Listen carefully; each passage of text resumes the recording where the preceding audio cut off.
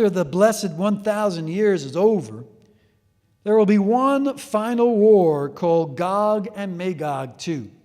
Let's take a look at this. It's in Revelation chapter 20, same verse, but it's through verses 7 through 10. So take a look, verse 7 through 10.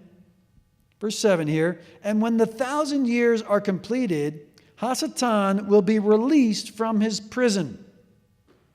So Hasatan, or Satan, is released from his jail after 1,000 years is up. Now, you might be wondering why. Well, actually, the next verse tells us why. Verse 8, and he will come out to deceive the nations which are in the four corners of the earth, Gog and Magog, to gather them together for the war. The number of them is like the sand of the seashore. He's going to come out and deceive the nations, which are all over the earth. That phrase there, four corners of the earth, is a metaphor. It just means all over the earth. Can you imagine he's going to deceive the Gentile nations that are scattered throughout the whole world? You know, the whole world is going to be repopulated by the human beings, the ones that are believers. But after 1,000 years, there's going to be a lot of non-believers, a lot of evil people in the kingdom. Can you imagine that?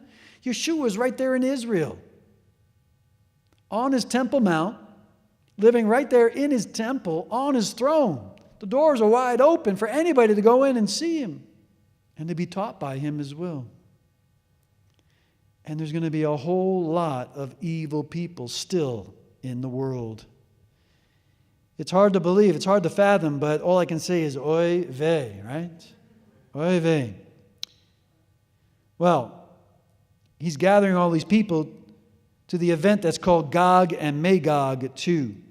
It's named after the Ezekiel War. It's not the same war, because in the Ezekiel War there are only 5 nations that are attacking Israel. Here in Gog and Magog too, it's all nations will come against Israel again to battle. In addition, there are over 1,000 years that separate these two wars, the Ezekiel War, which is Gog and Magog 1, and Gog and Magog 2. So a lot of years in between these wars, but their number is like the sand of the seashore. To me, this is so sad because it shows how terrible the sin nature in the human beings can be. This number is just way too many people that do not believe in Yeshua. In a time when the world is going to be a beautiful world. It's going to turn back to being Garden of Eden situation. God is going to bless the world beyond belief. And, there's going to be living waters flowing from the temple, and Yeshua is going to be there, and the light of the world is just going to be awesome. The Shekinah glory is going to be all over the city and all over the Temple Mount area, and then there's going to be people that don't believe in Yeshua. How can that be? Because of the sin nature, folks. That's the one part of the curse that is not lifted up in the kingdom.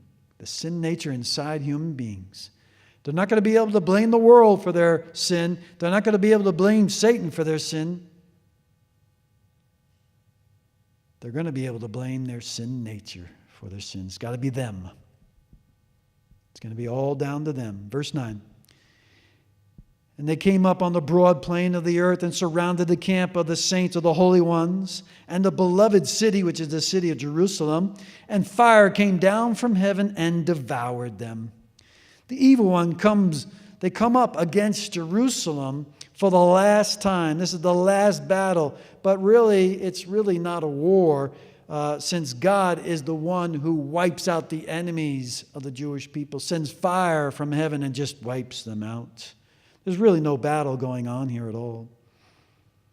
And finally, this section, verse 10. And the devil who deceived them was thrown into the lake of fire and brimstone, where the beast and the false prophet are also, and they will be tormented day and night forever and ever. The devil gets his due and is thrown into the lake of fire. They will be forever tormented for their evil and will never ever be able to tempt the holy ones again. And so this should be a good reminder and encouragement for all of us to help evil people that don't believe in Jesus, to help them to see the light of Yeshua, so that they don't have to go to this place where they're going to be tormented forever, where Hasatan and the evil ones are going to be